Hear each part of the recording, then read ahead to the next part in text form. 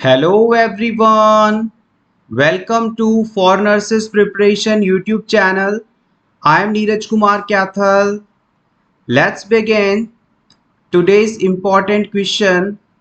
In this video we are discussing about few important points from cardiovascular system that can be important for upcoming NORCET exam. First point: coronary artery bypass surgery and percutaneous transluminal coronary angioplasty are invasive surgical treatments for coronary artery disease. Coronary artery disease के लिए अगर आपसे पूछा जाए कि invasive surgical procedure कौन से इस्तेमाल किए जाते हैं तो आप बताएंगे coronary artery bypass surgery and percutaneous transluminal coronary angioplasty. Next point: the most common symptom of a myocardial infarction is chest pain resulting of deprivation of oxygen to the heart. Myocardial infraction का मतलब है heart attack. Heart attack आने पर most common symptom के रूप में chest pain देखा जाता है. Next point: systemic hypertension or increased arterial contraction can result in fourth heart sound. अगर किसी व्यक्ति में सिस्टेमिक हाइपरटेंशन हो या फिर इन आर्ट्रियल कॉन्ट्रैक्शन इंक्रीज हो गए हो तो इससे उस व्यक्ति के फोर्थ हार्ट साउंड सुनाई देने लग जाते हैं. Next point: lactate dehydrogenase isoenzyme may be useful in diagnosing cardiac injury. Lactate dehydrogenase isoenzyme का इस्तेमाल कार्डियक इंजरी को आइडेंटिफाई करने डायग्नोस करने में किया जा सकता है. Next point: a client electrocardiogram showing ST elevation in leads V2, V3, V4 suggest an anterior wall myocardial infarction. ECG में V2, V3, V4 लीड्स पर ST segment ST elevation anterior wall MI को show करता है.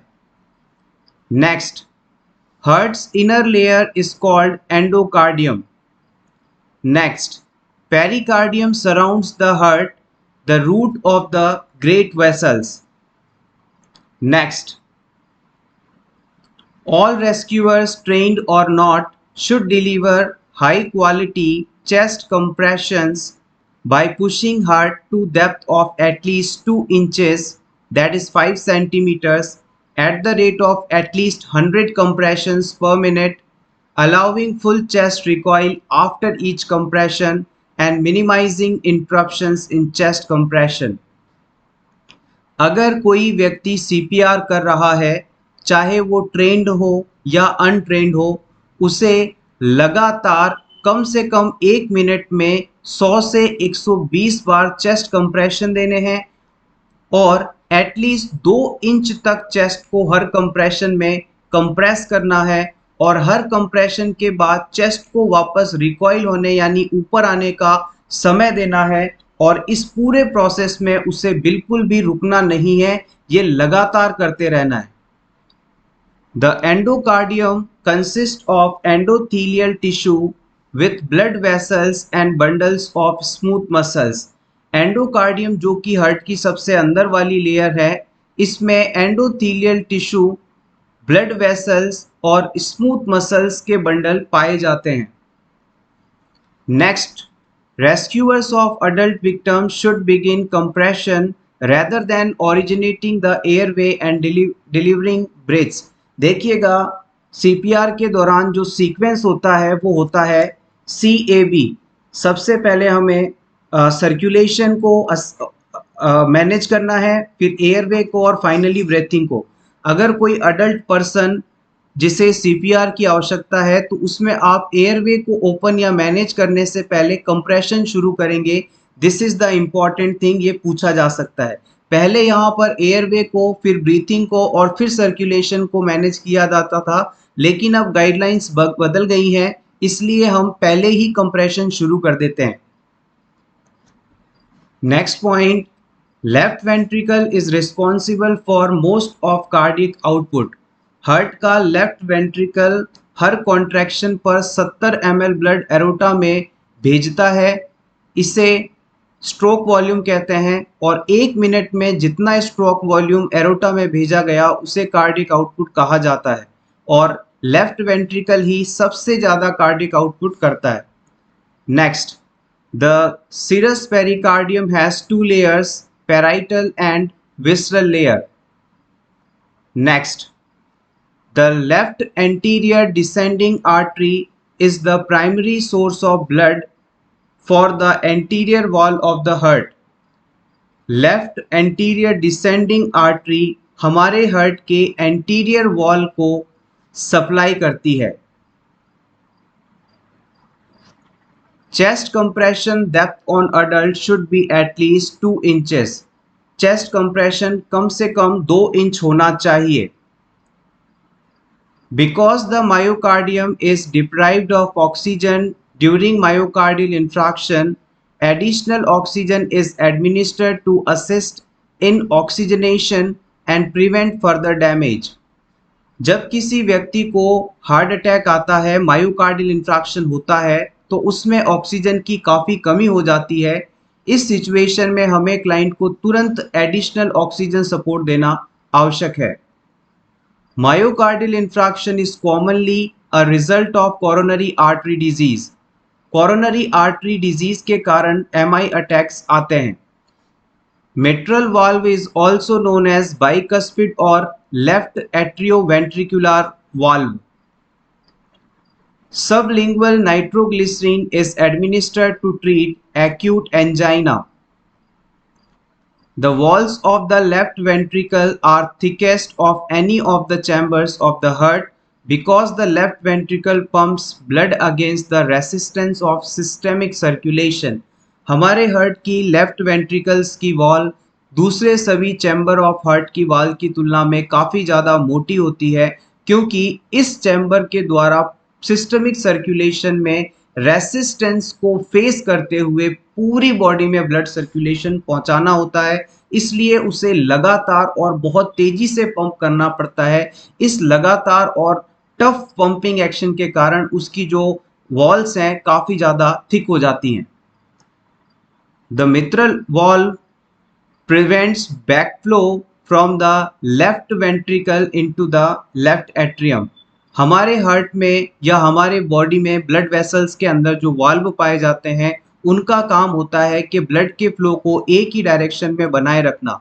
अगर blood flow backward movement करता है, backward flow होने लगता है तो ये वाल्व तुरंत बंद हो जाते हैं। इसी प्रकार से हार्ट का लेफ्ट वेंट्रिकल से ब्लड को लेफ्ट एट्रियम में जाने से रोकने के लिए मिट्रल वाल्व प्रेजेंट रहता है। इसे आप बाइकस्पिड वाल्व के नाम से भी जानते हैं। Because the atria only have to pump blood into the ventricles, their wall are relatively thin. Because the pumping function of heart is compromised by myocardial infarction, heart failure is the second most common complication of MI.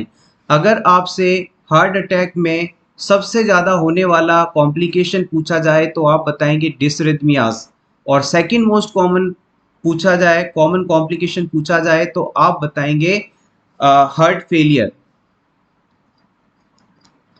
Myocardial infraction if severe enough can progress heart failure. अगर severe MI attack आया हो तो client का heart fail हो सकता है। The apical pulse is the most accurate pulse point in the body. Important point है, अगर आपसे पूछ लिया जाए कि most accurate pulse assessment site कौन सी है तो आप बताएंगे apical pulse. The heart contain 4 valves, 2 atrioventricular valve, these are mitral and tricuspid, 2 semilunar valves called pulmonic and aortic valves. Measuring of an increase in troponin I level is best indicator for determining myocardial injury. Troponin I heart attack आया है या नहीं इस चीज को identify करने के लिए सबसे बेस्ट कार्डियक इंडिकेटर माना जाता है। The radial pulse can be affected by cardiac and vascular disease, therefore it won't always accurate depicted by the heart rate. अगर किसी व्यक्ति को कोई कार्डियक या वेस्कुलर डिजीजेज हैं तो उसमें रेडियल पल्स जो है वो एपिकल पल्स की तुलना में मेन हार्ट की कॉन्ट्रैक्शन की तुलना में अलग हो सकती है, इसलिए हम इसे एक्यूरेट नहीं मानते। Aortic valve malformation heard as murmur. अगर आपसे पूछा जाए मर्मर होने का क्या कारण है तो आप बताएंगे एरोटिक वाल्व का पूरी तरह से फंक्शनिंग नहीं होना। Mitral valve abnormalities are heard as fifth intercostal space in the mid-clavicular line. अगर आपको मिट्रल वाल्व की एबनॉर्मेलिटीज को आइडेंटिफाई करना है तो इससे जनरेट हुए साउंड को आप फिफ्थ इंटरकोस्टल स्पेस पर मिड क्लेविकुलर लाइन एरिया पर सुन सकते हैं। Tricuspid valve abnormalities are heard at the third and fourth intercostal space along the external border. ये पॉइंट्स इंपॉर्टेंट हैं, गौर करिएगा। अगर आपको डाउट है कि इस क्लाइंट के अंदर ट्राइकस्पिड वाल्व के अंदर एबनॉर्मलिटीज हो सकती हैं तो इसके फंक्शनिंग को असेस करने के लिए आप स्टेथोस्कोप को third and fourth intercostal space में एक्सटर्नल बॉर्डर पर रखेंगे तो इनके एबनॉर्मल साउंड्स को अस्कल्टेट करके इनकी फंक्शनैलिटी को आप असेस कर सकते हैं। सो एवरीवन, ये था हमारा आज का वीडियो। होपफुली आपको ये क्लास अच्छी लगी होगी। Thank you so much. Best of luck.